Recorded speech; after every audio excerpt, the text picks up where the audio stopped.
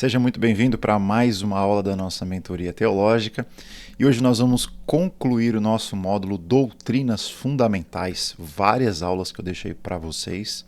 Vamos falar sobre o fim. Então deixei para falar do fim no fim do módulo Doutrinas Fundamentais. Nós vamos falar sobre escatologia, o ensino sobre as últimas coisas ou acontecimentos. Então, sem mais delongas, vamos falar sobre a doutrina da consumação. E antes de tudo, vamos falar com o Senhor.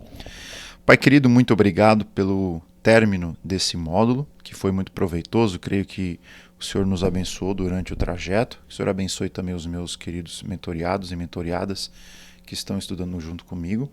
Que o Senhor possa nos iluminar nessa nossa tarefa de entender como serão as últimas coisas e como isso motiva o nosso coração a vivermos mais intensamente para o Senhor no presente. Pois sim, as coisas do futuro nos encorajam a viver as realidades presentes com muito mais intensidade. Abençoa cada um deles, nos ilumina, tira de nós qualquer falta de compreensão ou clareza daquilo que é essencial para nós conhecermos sobre a fé cristã. Em nome de Cristo Jesus nós oramos. Amém. Amém, gente.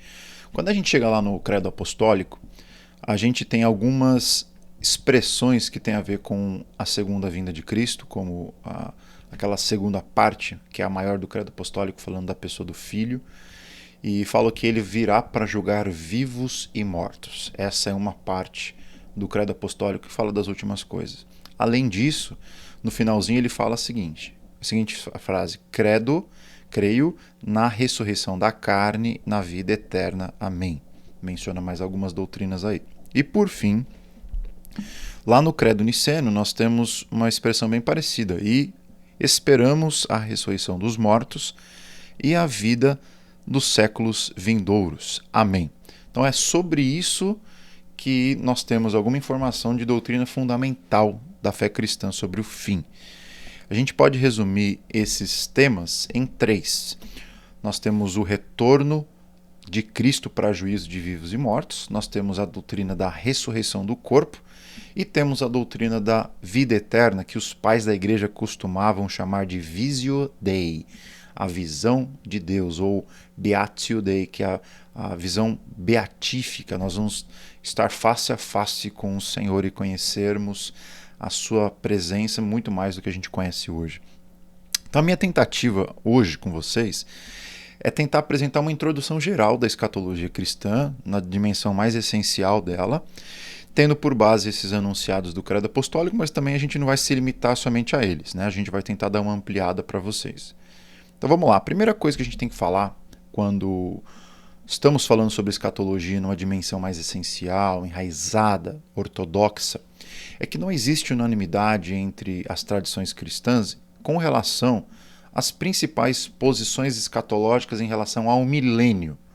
Isso é muito importante porque tem muito debate sobre isso. Não é minha ideia aqui fazer uma defesa de nenhuma dessas posições, mas alertar vocês de que elas existem, provavelmente você já ouviu falar. São 3 principais e dessas 3 principais você tem também algumas variantes.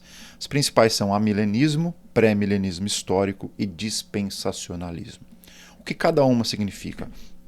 O nome amilenismo é meio complexo porque, na verdade, ele parece querer nos ensinar que não existe milênio. Há não milenismo, não existe milênio. Mas, na verdade, o amilenismo prega que existe o milênio, que nós estamos no milênio. Então, alguns teóricos substituem o nome amilenismo por milenismo realizado e faz muito mais sentido. A ideia de que entre a primeira vinda de Cristo e a sua segunda, nós temos esse milênio, que é o período onde Cristo está reinando no mundo, visivelmente por meio da igreja e a partir da igreja manifestando o seu reino sobre toda a terra. Essa visão amilenista. Nós entendemos que aquele milênio, eu falo amilenista porque eu sou amilenista também, né?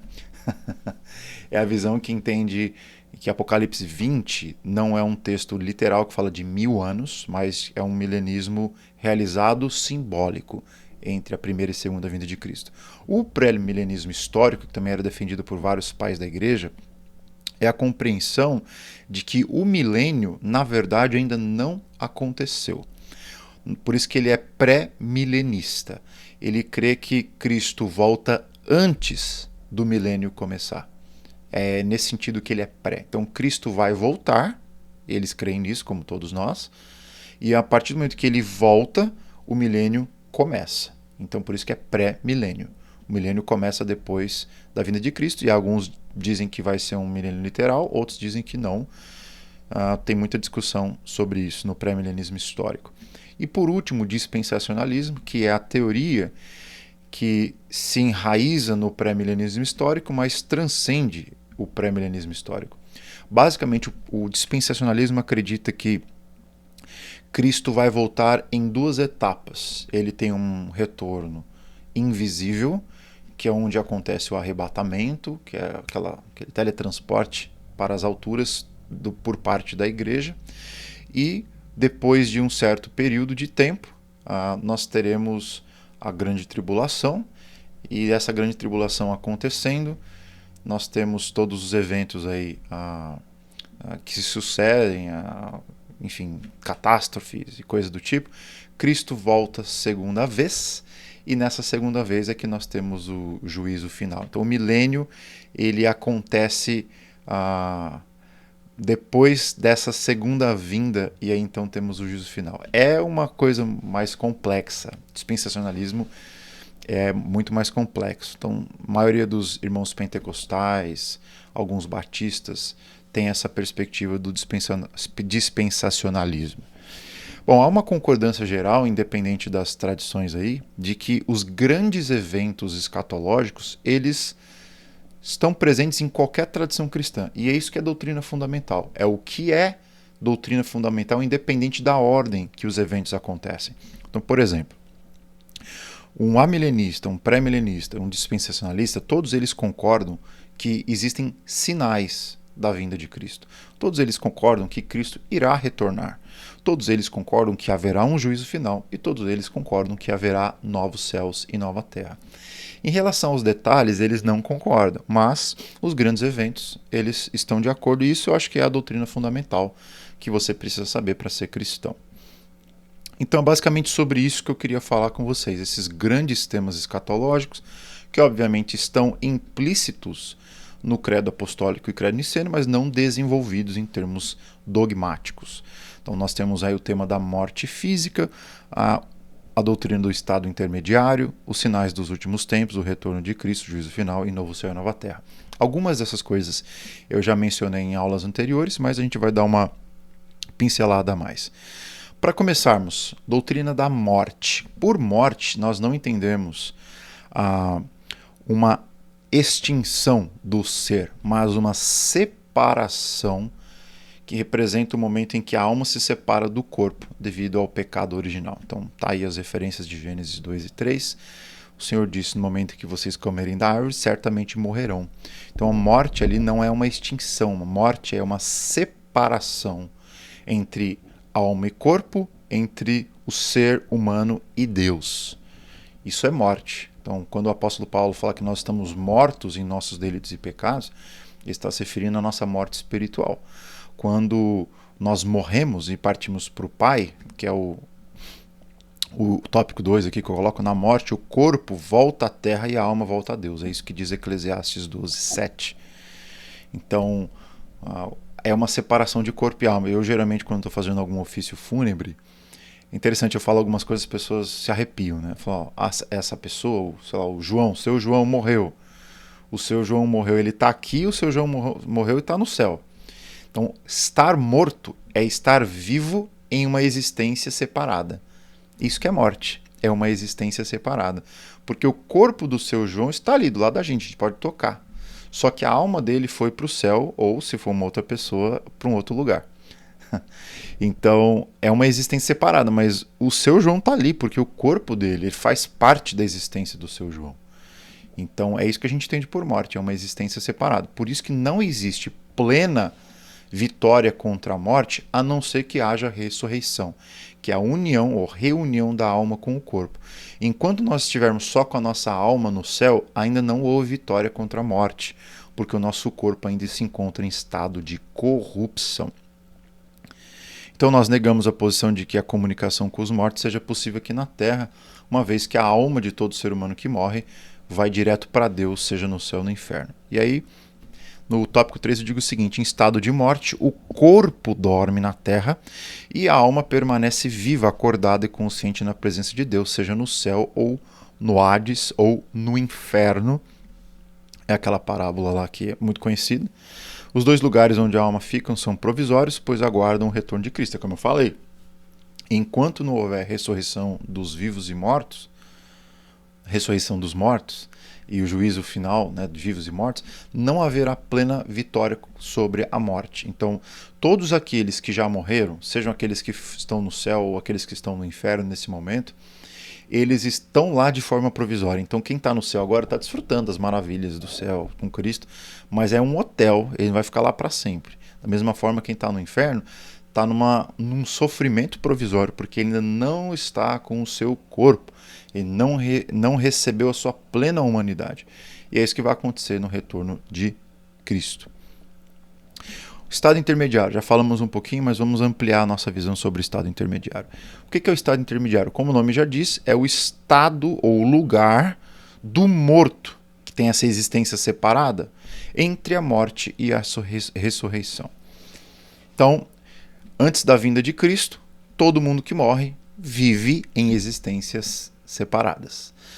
Por outro lado, uma vez que você ressuscita, você recebe essa existência separada unida novamente. Então você não vive mais em existência separada, agora é corpo e alma juntos.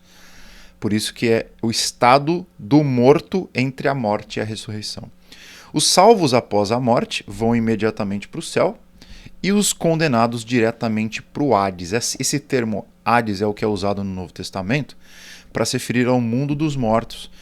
Só que no conceito dos autores do Novo Testamento, o Hades aqui, em alguns casos, ele é visto só como sepultura. Em outros casos, ele é visto como um lugar de tormento. Quando fala da condenação dos ímpios, geralmente é um lugar de tormento. Algumas vezes ele fala só desceu para a sepultura, não menciona tormento. Então é um Hades como debaixo da terra, entendeu? Então, no céu, os salvos estão desfrutando de uma condição de bênção na presença de Cristo, mas de forma provisória e incompleta. Tem vários textos aí que dão essa ideia. Eu mencionei aqui Filipenses 1:23, que é a ideia que Paulo menciona aos Filipenses, que ele estava na dúvida se ele ficava na terra para servir os irmãos, para continuar a expansão do reino de Deus, da pregação do evangelho, ou se ele partiria para estar com Cristo, que é incomparavelmente melhor. Então essa é a ideia do céu. Céu é morrer aqui na terra e partir para estar com Cristo. Obviamente numa existência separada. É essa visão que a gente tem do céu. E do inferno, já mencionei aquele texto de Lázaro e do rico, que são dois lugares. Um lugar de bênção, onde um está numa bem-aventurança ao lado de Abraão e o outro está num lugar de tormento, sendo punido pelos seus pecados. Então, nós temos também outros textos que falam sobre isso. Apocalipse 6, que eu menciono aqui, por exemplo, menciona os salvos já no céu, só que no estado provisório, pedindo para que Deus desse a informação a eles de quando será o dia que ele vai julgar vivos e mortos, uma vez que os decapitados, as pessoas que perderam a sua cabeça por amor ao evangelho, estão subindo ao céu cada vez mais rápido e num número cada vez maior. É um texto muito interessante para você refletir, o de Apocalipse 6:9, mostrando que o céu é uma maravilha, mas é uma maravilha provisória, é uma maravilha incompleta. Tem muito mais por vir. Então, no Hades, os condenados estão sofrendo desde já, de forma provisória e incompleta, a penalidade de sua rebelião espiritual. Então, outro texto que menciona isso aí é 2 Pedro 2:9. Basicamente é isso, o estado intermediário. É o lugar, céu ou inferno, ou o estado em que os mortos estarão, independente do lugar, céu ou inferno, até que Cristo volte. É esse o estado intermediário. Sinais do fim, já falei um pouquinho na aula anterior, ou em uma outra aula, não me lembro agora, é a ideia de que antes da colheita, o Senhor vai permitir que alguns sinais que essa colheita está chegando sejam visíveis e manifestos no mundo inteiro. Então o Senhor Jesus afirmou que sinais precederiam o evento principal do Novo Testamento, que é a sua vinda ou o seu retorno. Ele divide esses sinais em princípios das dores e os sinais mais conclusivos. Mateus 24, 3 a 14. O princípio das dores, como eu já falei, são aqueles sinais genéricos e locais que já estão acontecendo desde a primeira vinda de Cristo. Sinais que Cristo está voltando, que nós já estamos no momento conclusivo da história, como os falsos cristos aparecendo lá e acolá, guerras, antagonismo entre as nações, fomes e terremotos. Esses são sinais genéricos e locais. E temos também os sinais mais próximos da vinda do Senhor Jesus, que são aqueles que você tem que dizer o seguinte: agora está perto mesmo. Se esses sinais estão aparecendo é porque ele está muito perto mesmo, ele está às portas. E quais são esses? São os sinais globais e específicos. Globais porque envolve o mundo todo, específicos porque envolve uma perseguição específica contra a igreja, enquanto outros são genéricos porque acontecem com qualquer pessoa, seja crente ou não, e são mais genéricos, locais porque acontecem aqui e acolá e não simultaneamente no mundo inteiro. Quais são esses? A perseguição contra a igreja, a apostasia, que é o abandono da fé em massa, a aparição de falsos profetas em massa, a multiplicação da iniquidade e a pregação universal do evangelho. Nós estamos chegando cada vez mais perto desses sinais mais últimos aqui, mas ainda não chegamos lá, porque a igreja ainda não é perseguida de forma global, não há uma apostasia global. Os falsos profetas, de certa forma, estão globalmente trabalhando, então essa aqui já está bem próxima. Multiplicação da iniquidade também acho que já está bem próxima. E a pregação do evangelho nem se fala, né? O evangelho se espalhou por todo o globo. O que isso significa? Que Jesus está mais perto do que a gente imagina. Glória a Deus, Maranata, vem Senhor Jesus. Nós queremos mesmo estar com Cristo, é isso que interessa. Nós temos também, dentro da tradição cristã, a doutrina do anticristo. Obviamente existe muita polêmica sobre isso. Eu vou mencionar aqui basicamente o que o Novo Testamento afirma sobre o anticristo, sem muito rodeio. Então, Paulo destaca que, para os tessalonicenses, que a vinda de Jesus para julgar vivos e mortos não vai acontecer sem que primeiro haja uma grande apostasia. E não apenas essa apostasia, mas o líder desse movimento apostático, que será esse homem da iniquidade. É isso que está lá em 2 Tessalonicenses 2, de 1 a 12. O apóstolo João, na mesma linha, ele equaliza esse homem da iniquidade com o anticristo com A maiúsculo. Está lá em 1 João. Ele também fala sobre esses anticristos no plural, e aqui a gente tem uma diferenciação. Você tem, por um lado, João falando dos anticristos com A minúsculo e dos anticristos com o anticristo com A minúsculo e no singular. A maiúsculo no singular. Qual que é a ideia? É que enquanto Cristo pisou na terra e começou a igreja e disse para os irmãos lá, pregam e façam discípulos por todas as nações, os anticristos com A minúsculo e com plural, esse no final, eles estão espalhados por toda a terra e eles saem do meio da igreja. Porém, o anticristo, A maiúsculo e no singular, ele é uma pessoa que aparecerá no momento climático da história. E nós não sabemos se ele já nasceu ou não. Aparentemente, não sabemos, mas vai chegar a hora que ele vai aparecer. E vai ser muito trágico. Então, os textos indicam que ele será uma figura internacional, de grande influência política, e também receberá a adoração das nações, passando-se pelo próprio Deus e enganando os não salvos. No livro de Apocalipse, ele é equalizado com uma das cabeças do dragão, que é golpeada de morte e ressuscita. A ideia de que ele é uma imitação de Cristo, e ele se passa por Cristo nessa terra. E é por causa disso que irmãos do passado chegaram à conclusão que essa figura se tratava do Papa, pelo Papa ser o Vicarius Christos, é o substituto de Cristo na Terra. É assim que esse é o título do Papa, inclusive. Qual que é a minha resposta? A resposta é não sei. Espera. Tá com pressa? Espera. Uma hora você vai saber. Se for o Papa ou se for um Papa, uma hora a gente vai descobrir, mas por enquanto a gente não tem muita evidência.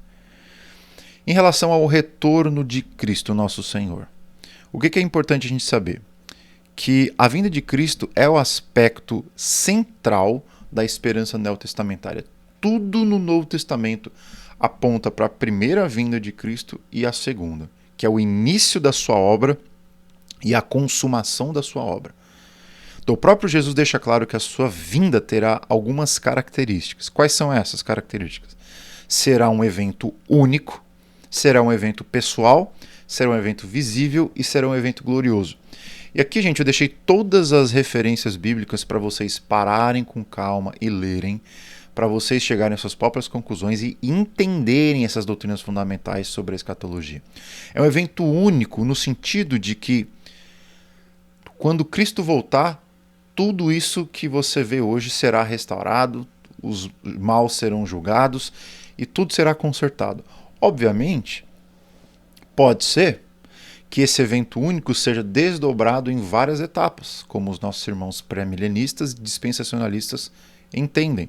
Ou pode ser que seja um evento único que tem um desdobramento só, que é como os amilenistas tendem a ver, e não cronologicamente dispersos durante o período histórico.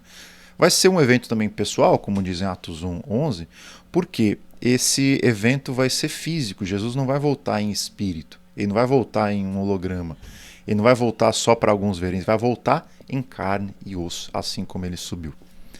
Vai ser visível porque o Evangelho de Mateus diz que do Oriente ao Ocidente todo mundo vai ver o retorno de Cristo como um relâmpago, toda a sua luz vai ser visível. Eu não sei como isso vai acontecer.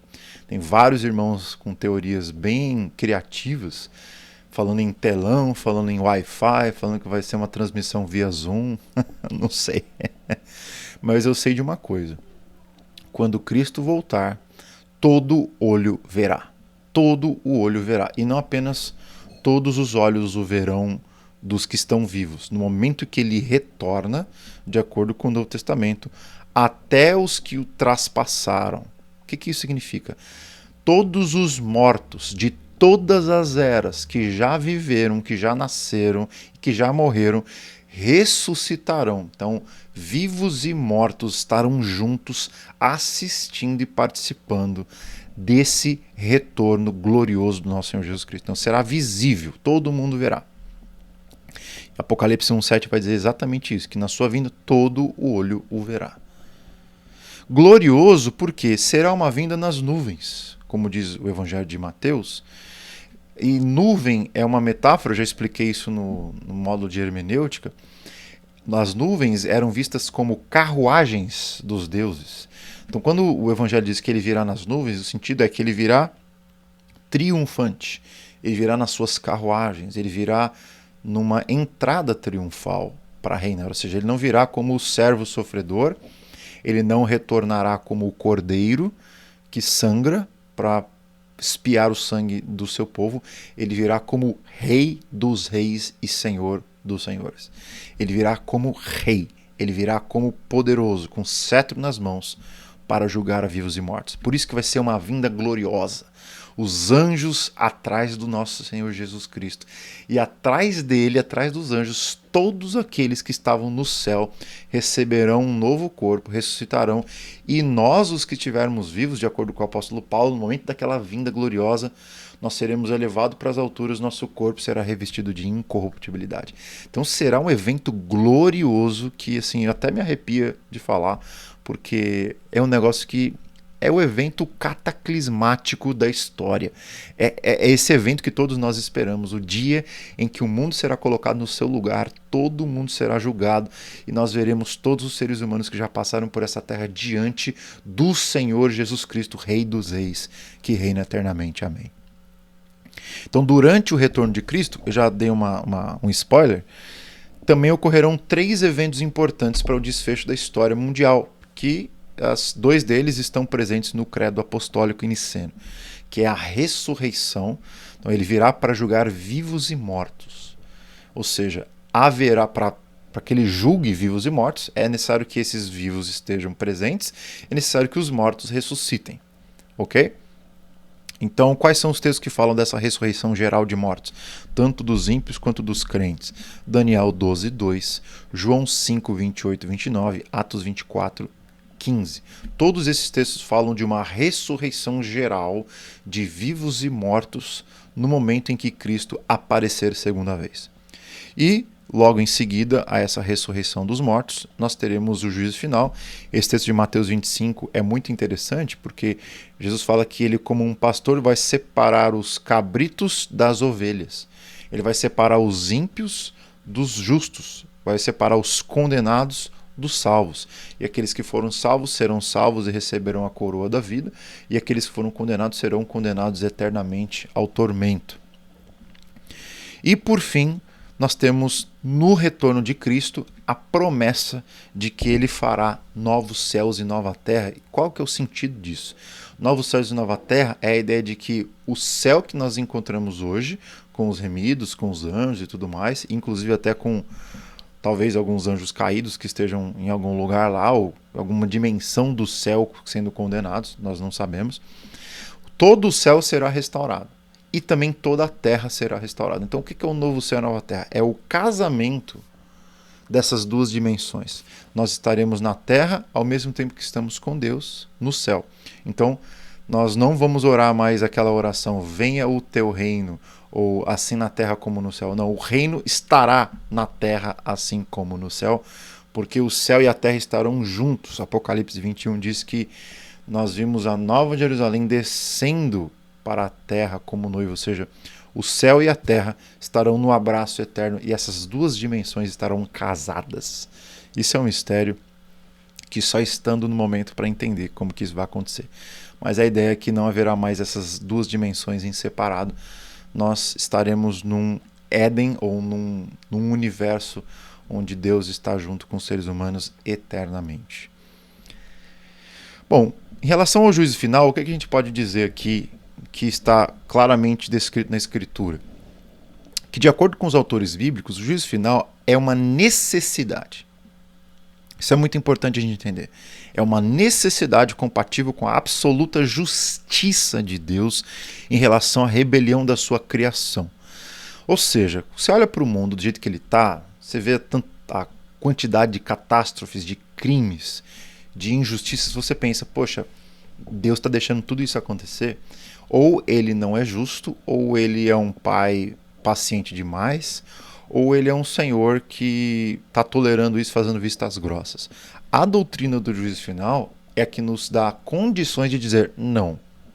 Deus não está fazendo vista grossa, ele não é um pai só paciente, e ele não está deixando as coisas acontecerem ao léu. Não, ele preparou um dia que é o acerto de contas, e ele está esperando esse dia chegar para então julgar vivos e mortos. E nem uma vírgula de iniquidade, de pecado, de injustiça cometidos por nossa parte, de nossa parte, será deixado em vão ou passará em branco no juízo final. Essa é a ideia da plena e absoluta justiça de Deus. Haverá um dia de acerto de contas. E é como diz um amigo meu, às vezes a gente não entende o juízo divino, mas algumas pessoas perguntam por que ele não puniu Satanás imediatamente.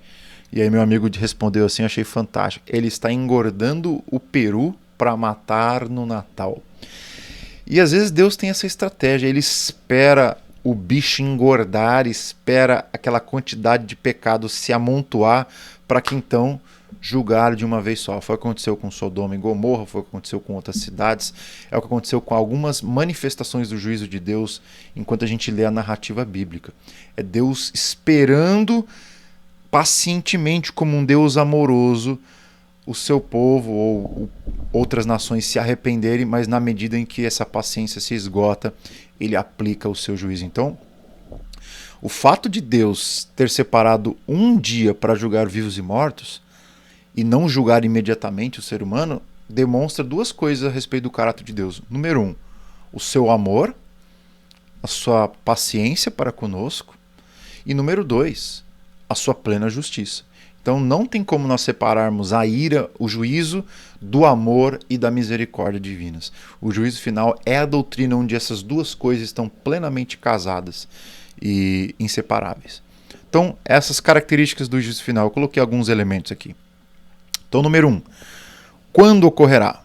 Bom, de acordo com o Novo Testamento, no dia do retorno de Cristo.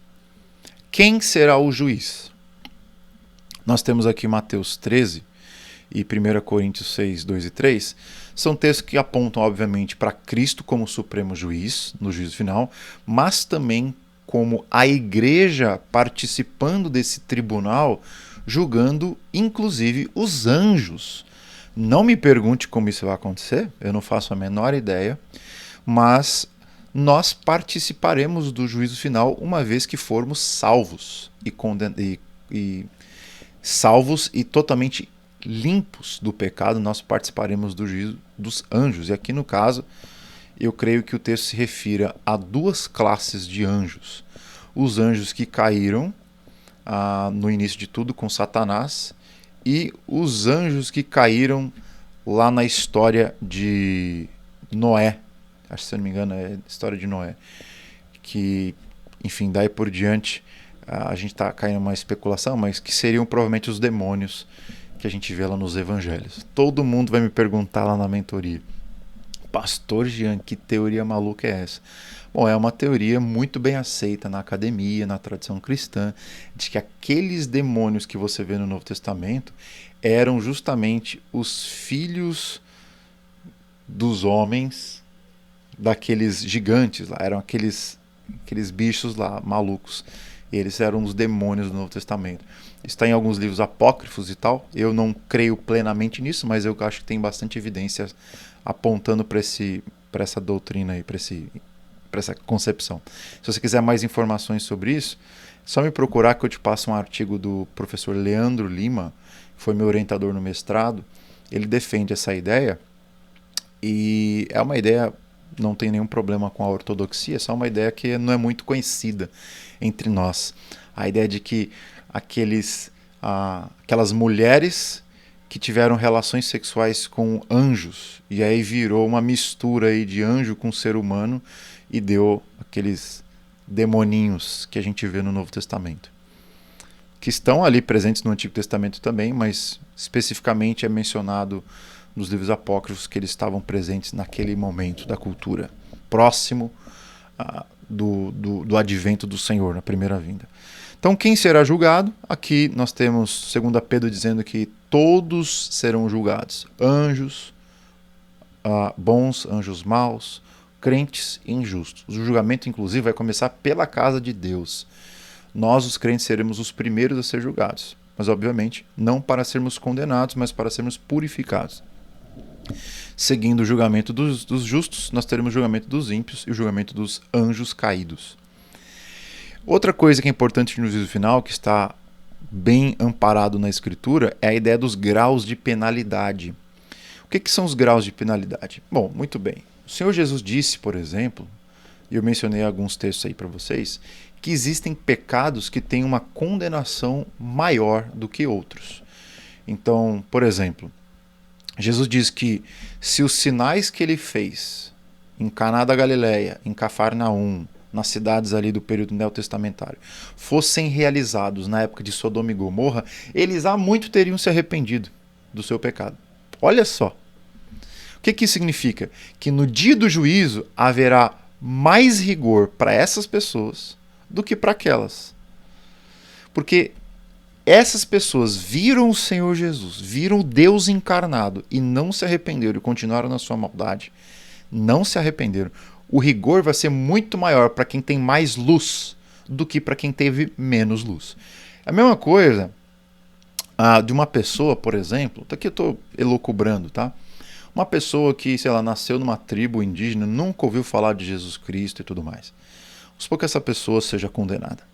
Essa pessoa está condenada, só que no dia do juízo final, o rigor da sua condenação, o grau de penalidade será infinitamente menor do que de uma pessoa que viveu numa cidade onde o evangelho era pregado o tempo todo e ainda assim ela se manteve resistente. É isso que é grau de penalidade, é isso que Jesus deixa muito claro no Novo Testamento, de que pecado é pecado, todo pecado leva à condenação, porém, cada condenação é aplicada de acordo com o grau desses pecados. Foram pecados menores, se foi uma ignorância menor, uma ignorância maior, cada preso na condenação eterna vai ter a sua cela e cada um vai tomar as chibatadas correspondentes ao seu pecado. Nunca ouviu falar disso aí? É só ler os textos que eu coloquei aqui. E da mesma forma como existem graus de penalidade, também existem graus de recompensa. O que são os graus de recompensa? É a ideia de que o crente que creu em Cristo Jesus como seu único Senhor e Salvador será salvo. Mas o crente que fez a mesma coisa e que viveu uma vida de amor a Deus, de serviço a Deus, de pregação do Evangelho, que fez discípulos, enfim, que deixou tudo por amor a Deus, de acordo com o próprio Jesus, receberá muito mais em recompensa. É o tal do galardão. O que é o galardão? Não sei concretamente, não posso dizer para vocês, afirmando categoricamente o que é o galardão, mas o que eu posso afirmar é que é uma recompensa para aqueles que, sendo salvos pela graça de Deus, se entregaram a uma vida de serviço, de amor ao pobre, de amor ao próximo, de amor aos perdidos e de pregação ao Evangelho.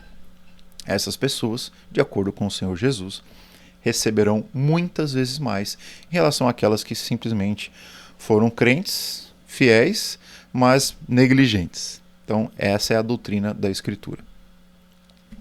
Novo Céu e Nova Terra, já falei algumas coisas sobre isso, mas ampliando, Jesus prometeu que o destino final dos salvos seria viver com Deus no novo céu e uma nova terra, com corpos ressuscitados para sempre. Isso é a doutrina do Novo Céu e Nova Terra. Quais são os detalhes disso? Bom, de acordo com o Novo Testamento, essa criação que a gente conhece hoje, cheia de poluição, cheia de cardos e abrolhos, cheio de violência, de sangue, essa criação será restaurada como um ouro refinado numa fornalha. É esse sentido da terra ser queimada, da terra sendo incinerada, como nos diz o apóstolo Pedro. Ela passará por uma refinaria. Ela passará pelo fogo não para ser destruída, mas para ser destruída apenas as suas partes que não prestam. Mas refinar significa diminuir o montante, né, daquele produto inicial, só que agora apenas com as partes boas. Então é uma refinação como o ouro. Quanto mais refinado o ouro, mais valioso é. Então você pega um ouro misturado com pedra, um ouro misturado com metal não valioso, põe na fornalha, vai sobrar só o ouro, e o que não for ouro será consumido. Então esse novo céu e nova terra será um modelo de existência onde morte, pecado e todas as consequências do pecado estarão absolutamente ausentes, e nós veremos num estado pleno de shalom e de justiça. Então não haverá mais doenças, não haverá mais separação entre os seres humanos e Deus, não haverá mais impunidade, não haverá mais pobreza, não haverá mais fomes, não haverão mais atentados, sequestros, nada disso que é resultado da queda. Não haverá mais conflito entre os seres humanos e os animais e coisas dessa natureza. Haverá um mundo onde a plena paz e shalom florescerá para sempre. E talvez a bênção maior de tudo isso é que no novo céu e nova terra, Cristo habitará conosco e nós com Ele, em uma relação de perfeita harmonia sem fim. E a pintura feita pelo autor do Apocalipse é a ideia de que nós estaremos num Éden restaurado, ampliado e melhorado. Ou seja, não é apenas um retorno para o Éden, é um retorno que vai para frente. É você olhar no retrovisor, mas continuar prosseguindo o seu caminho em direção a algo melhor. É isso que é o novo céu e nova terra. Então a indicação de livro para vocês sobre esse assunto, sem dúvida nenhuma, é o Anthony Huckman, A Bíblia e o Futuro, da editora Cultura Cristã. Eu indico esse livro porque ele não apenas é um material escatológico de ponta, ele apresenta para vocês todas as possibilidades de interpretar as diferentes visões escatológicas aí presentes no mercado religioso. Então ele vai fazer uma apresentação do que é o dispensacionalismo, uma crítica ao dispensacionalismo, apresenta para você o que é o pré-milenismo histórico, seus fundamentos, seus pontos fortes e fracos. Então é uma análise bem honesta, bem justa, eu acho que um pré-milenista, um dispensacionalista olharia para essa análise e falaria assim, ele entendeu o que a gente quis dizer por aquilo. E é uma crítica muito bem feita, é a linha que eu sigo, então estou passando para vocês. Um material de escatologia fenomenal que todo aluno, todo estudante de teologia deveria ter em casa. Para nós concluirmos, vamos falar com o Senhor, para nós encerrarmos esse módulo. Senhor, eu te agradeço pelo privilégio que nós tivemos de ficar essas semanas refletindo sobre as doutrinas fundamentais que compõem tudo aquilo que nós precisamos crer a respeito do Senhor e a respeito da sua obra no mundo. Que o Senhor ilumine os nossos olhos, para que nós possamos entender cada faceta desse corpo doutrinário que é tão rico, tão belíssimo, e que não tem como objetivo enriquecer apenas a nossa cabeça, mas incinerar o nosso coração de amor pelo Senhor. Por que são essas doutrinas fundamentais? São doutrinas que nos ensinam a respeito do Senhor, de quem é o Senhor. O Senhor é Deus Pai, Filho e Espírito Santo, a Trindade Santíssima, que nos ama com amor inexplicável.